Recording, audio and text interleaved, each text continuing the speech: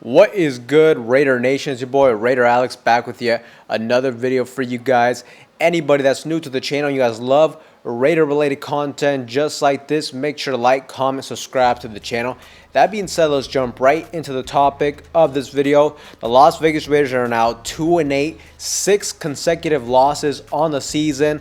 The Raiders fall to the Miami Dolphins on the road with a final score of 34-19, and the Raiders are just one step closer to getting a high draft pick on this season. Just a quick recap of the game, what I saw. The offense did look better in the first game under interim offensive coordinator Scott Turner. Now, I mean, it still didn't look great to me. We still have a lot of holes on our offense. We're definitely missing some talent. The offensive line is still a little bit shaky. We still don't have a real running game. And I've always thought from the jump that if this offense was not able to run the ball effectively, it was going to be a long season for us, and that's exactly what has happened this year. The Raiders only had 60 yards on the ground total. Our leading rusher was Jacoby Myers with 20 yards. So definitely still disappointing. The offense did look better, but at the same time, they're coming off of a bye week. I would have expected that they were going to use that time to kind of correct some things, work on certain things, and ultimately implement some new stuff under Scott Turner. But for the most part, the offense looked the same. It's still the same playbook. I saw a lot of jet sweeps, a lot of screen passes. Just if anything, maybe the play calling was better.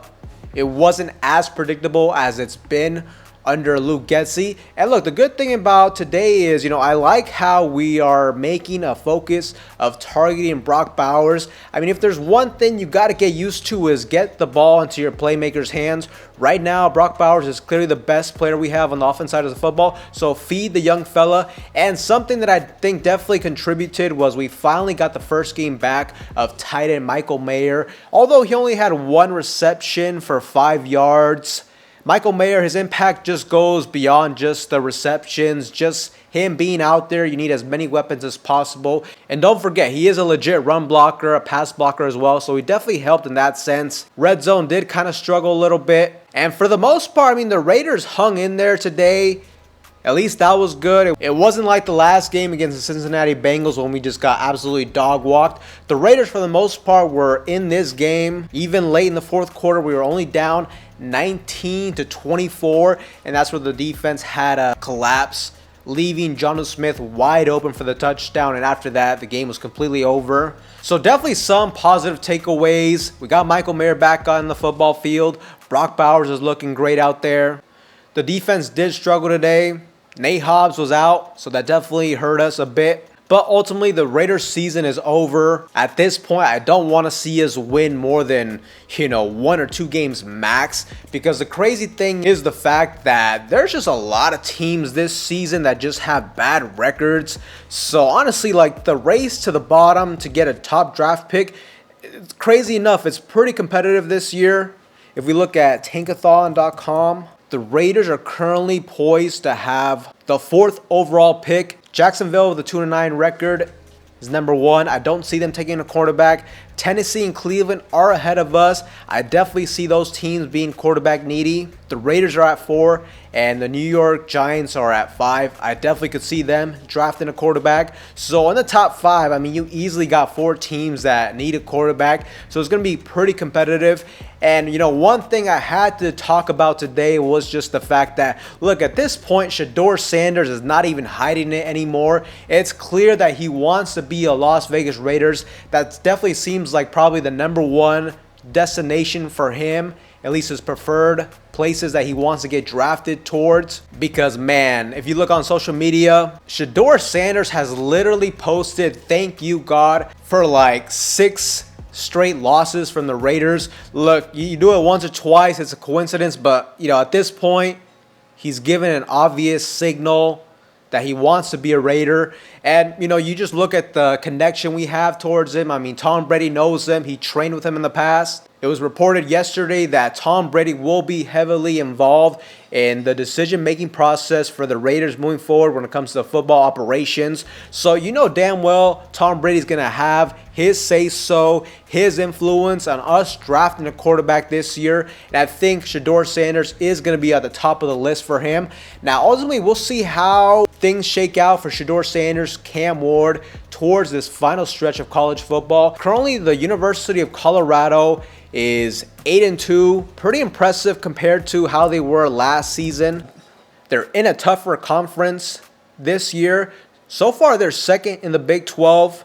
They got a legit chance to potentially make the playoffs, but it definitely seems like Shedeur Sanders to the Raiders is a legit possibility. Now it's just going to really depend on the Raiders trying to get a top draft pick. We cannot afford to fall out of the top 5, especially too since, I mean, the one downside about this being a little bit too obvious, the Tom Brady connection, Shedeur Sanders coming out and saying he wants to be a Raider, is the fact that if the Raiders end up winning some games, let's say they, get the 5th, 6th overall spot, like I said, you got a lot of quarterback needy teams. It's going to be a little bit tough to move up. You're going to have to pay a premium. Now, the one thing that could help us out, though, is with Shedeur Sanders wanting to be a Raider, he could let teams know that if he doesn't want to get drafted to Cleveland, for example, he could clearly let them know and tell them that if you draft me, I'm not going to play. I'm going to sit out, like an Eli Manning sort of situation. But even then, I mean, you're still going to have to trade for him. At this point, with the Raiders being 2-8, like I said, I don't really want to see us win more than 1-2 games at max. Now, the good thing, though, is Jacksonville and Tennessee, they are going to play each other. So somebody's going to get a victory there. We also play Jacksonville as well. I mean, that's a perfect opportunity for an L right there. But we'll just see what happens. Overall, it was a loss, but there are some positive takeaways to take from this game. The offense did look a little bit better, but, at the same time, like I said, you're coming off a bye week. Typically, too, after you fire a terrible offensive coordinator, typically the first week or so, I mean, it looks a little bit better.